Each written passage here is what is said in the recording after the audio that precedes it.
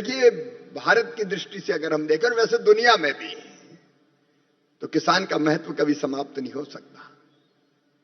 आज भी भारतीय अर्थव्यवस्था की रीढ़ है कृषि। 18% कुल जीडीएसपी का हमारी खेती से आता है और आज भी 46% पॉपुलेशन डिपेंड करती है केवल खेती पर। खेती के बिना हमारा काम नहीं चल सकता। और मैं ये मानता हूं, खेती करना, और मैं, कई बार लोग कहते हैं किसान के बेटे, मैं किसान का बेटा नहीं, मैं खुद ही किसान हूं। और किसान भी नकली किसान नहीं हूं, असली किसान हूं। कल भी मैं अपने खेत में ट्रैक्टर चला के काम करके आ रहा हूं।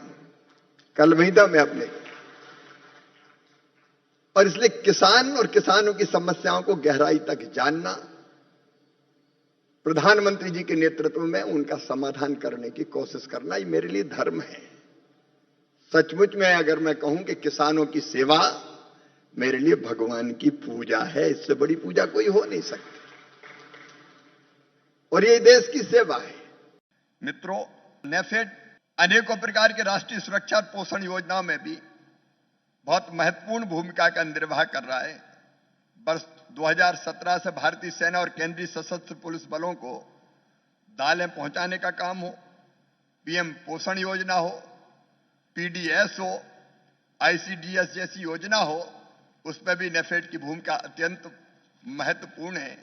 और अब तो खुदरा क्षेत्र में भी नेफेड अपने कार्य क्षेत्र का विस्तार तेजी से कर रहा है। रेडी टू ईट हो या रेडी टू कुक, उसके भी नए उत्पाद बाजारों में उतारे जा रहे हैं। भारत ब्रांड की आज अलग शाख बनी है। दाल, चावल, आटा उपभोक्ताओं को भी ठीक दाम पे मिल जाए, इस दिशा में भी वो प्रयास कर रहे हैं। और एफपीओ को मजबूत बनाने का काम भी लगातार नेफेड के द्वारा निरंतर किया जा रहा है।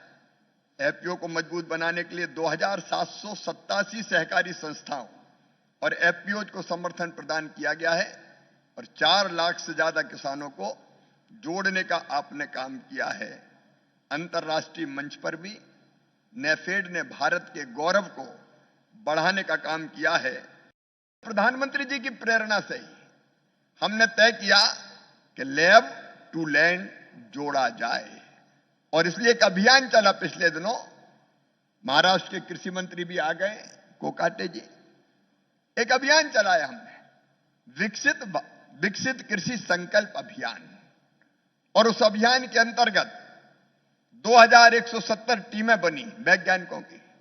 उन टीमों में राज्य का कृषि विभाग, केंद्र का कृषि विभाग, हमारे अधिकारी कर्मचारी और उन्नत किसान केवीके, उनके साथ एग्रीकल्चर यूनिवर्सिटीज, ये सब अलग अलग दिशा में काम कर रही थी। इनको जोड़ा, इनकी टीम बनाई और तय किया कि गांव में जाओ। एक गांव में 5-7 गांव के किसान इकट्ठे हों, उनको जानकारी तो दें। आपने नए रिसर्च कौन से किए हैं, नए शोध कौन से किए हैं, एग्रो क्लाइमेटिक कंडीशंस के हिसाब से वहां की माटी में जो पोषक तत्व है, कितना नाइट्रोजन है, कितना पोटास है, कितना ऑर्गेनिक कार्बन है, कितना जिंक है, इसके हिसाब से कौन सी फसल ठीक होगी और फसल की कौन सी किस्म उपयोगी होगी, ये किसानों को तो बताएं। अगर कीटों का प्रकोप हो तो किसान को करना क्या चाहिए, उसका मुकाबला कैसे करें। और दूसरी बात यह है, मैंने अनुसंधान करने वालों को कहा कि अनुसंधान की दिशा दिल्ली से तय नहीं होगी। कई बार हम अनुसंधान करते हैं अपने हिसाब से।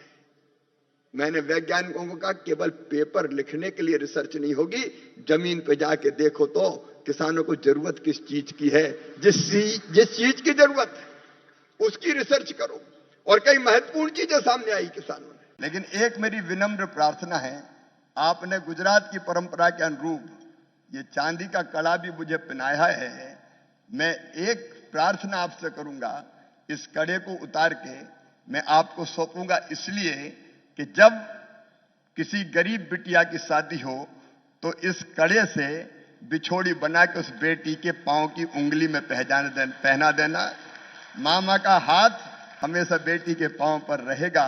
मैं उनको दुर्गा, लक्ष्मी और सरस्वती मानता हूं और इसलिए लाडली लक्ष्मी हो और चाहे लाडली बहना हो, आज पूरे हिंदुस्तान की हर सरकारें इन योजनाओं को लागू कर रही है। ये महिलाओं के प्रति मेरे सम्मान और आदर का प्रतीक होगा।